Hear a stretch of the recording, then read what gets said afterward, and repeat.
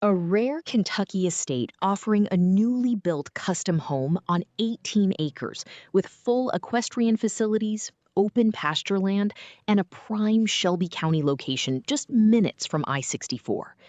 As you arrive, the property opens into rolling countryside with wide open views, fenced pasture areas, and a private rural setting designed for both comfort and functionality.